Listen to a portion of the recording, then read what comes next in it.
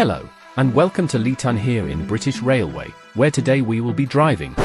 Wait. That isn't the right video. Today, we will be ranking 10 train games on Roblox and putting them into our very own tier list, ranging from S tier, all the way to the dreaded F tier. We will be using a wheel to find out the order that we play the games. Let's get straight into it. This is Wolf Gaming.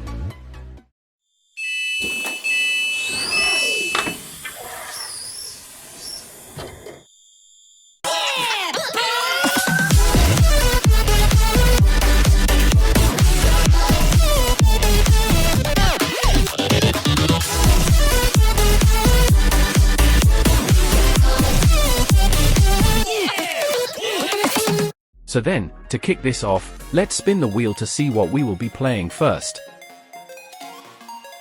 It seems to be RSU. Let's have a look. So, here we are driving along the Miami commuter corridor. Just before we begin, the 5 main categories I am basing this off are amount of trains, map size, train detail, physics of the train and scenery stroke detail. First of all, the amount of trains that there are to offer is decent, but there aren't an insane amount. But the detail that has been put into the trains definitely makes up for how many there are. The map you get to drive on is pretty large and can easily take a while to drive the length of. The physics and suspension on the trains is also amazing. When you are going around a corner, you can really feel the effect of how good the suspension is. The physics are great as well, with the acceleration and braking not being too much like an arcade game. The scenery around as well as detail is great, but it isn't the most endless surroundings. So then, here is our tier list, and I think that this game deserves an A tier ranking. Let's spin the wheel for our next game.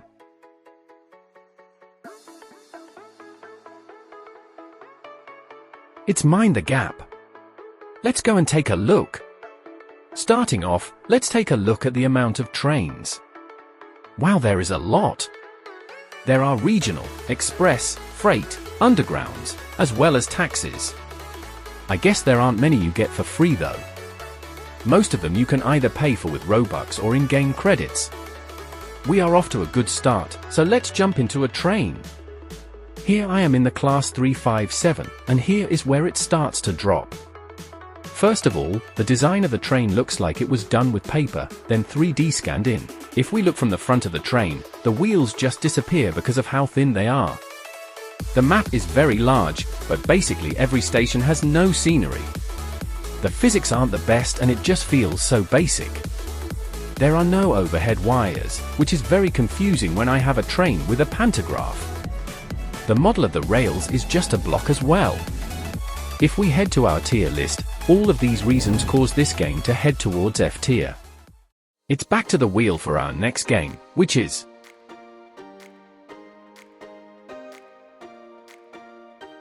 Trackside Railway. Let's have a look. Here we are in a very new game in Roblox. First of all, the amount of trains speaks for itself. This isn't amazing, but like RSU, the detail does make up for there only being one train. The map size as well isn't amazing, with there only being 10 stations. The detail around the stations though goes on for miles and is really detailed. The physics of the trains are pretty good in my opinion. The speed they are growing is absolutely mind-blowing, as the first update was only 1 week after the initial release. This game will be making its way over to the B tier. The wheel returns for our next game.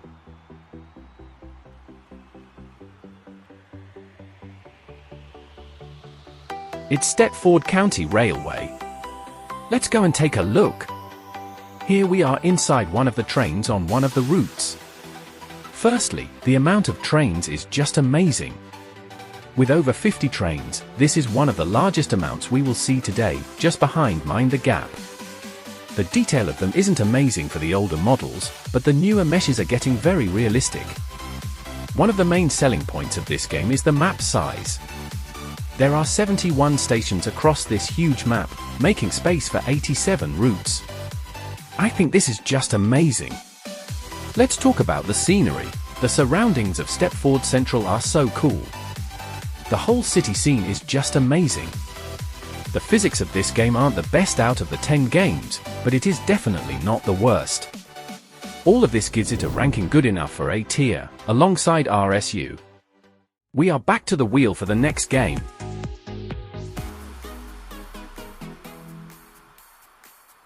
It is Lakeside Rail. Kicking things off in this game, the amount of trains is pretty good. There is definitely a choice ready for anyone. The detail on the trains is pretty good as well. The size of the map isn't huge, but it is enough to have something to explore. The physics are also pretty good and feel close to a real train. The downside of this game is definitely the scenery. There isn't much around each station, and barely anything whilst you are driving. For this reason, Lakeside Rail finds its place in C tier. Hang on. If you haven't already, why don't you subscribe to Wolf Gaming? It's completely free, and you can guarantee more videos just like this.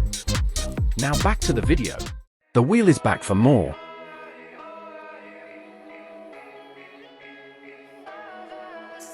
It seems to be British Railway. Let's jump right in. First of all, the amount of trains is really good, and matches well with the insane amount of detail put into each one. There are 46 stations in this game, which puts together a pretty large map. There is always somewhere fun to go. The physics in BR is the best out of all 10, and if you turn camera shake on, that enhances it to the next level. The scenery around the stations is also incredible. The detail that will be here when version 1.4 comes out will be even better. I can't wait for that to be released. So then, this game of course is the best of the best and finds itself in S tier. It's back over to our wheel for the next game. And it's trains. Let's take a look. First of all, the amount of trains is bearable with 7. The details on these trains aren't the greatest either. The map only features a small number of stations, which makes for a short playing experience. The scenery around the map is also not the greatest. The physics as well aren't amazing, so this game will be making its way over to F tier. The wheel is back.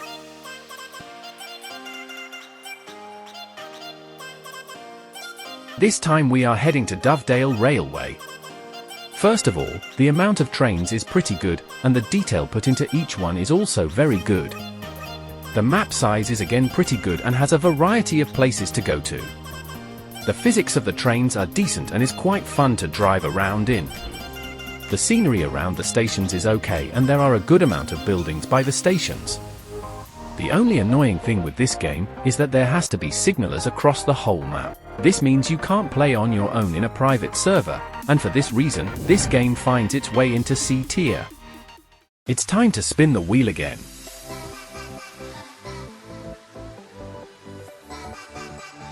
We have landed on Trainware. Let's have a look. First of all, this game is not being developed anymore, and this is just a testing game, but I thought it would be quite good for many reasons. First of all, there aren't a crazy amount of trains, but the detail is just insane. The physics are definitely the best of any train game I have played. The map only consists of 4 stations, which is mostly in a straight line with a few curves. The scenery around isn't much to take in either. I think if this game were to turn into a full-on train game and come out of this testing lobby, it would be higher up, but I am going to place Trainware into D tier. It's the final game, but let's spin the wheel.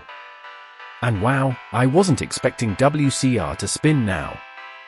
Let's take a look at our final game. First of all, the map size is decently large with 25 stations. This calls for a good experience whilst playing. The number of trains totals up to 16 over the 2 operators, so there is a good choice to pick from. The scenery around the stations is also quite nice. The last thing is physics. I wouldn't say it is amazing, but it is good enough for the game at the moment.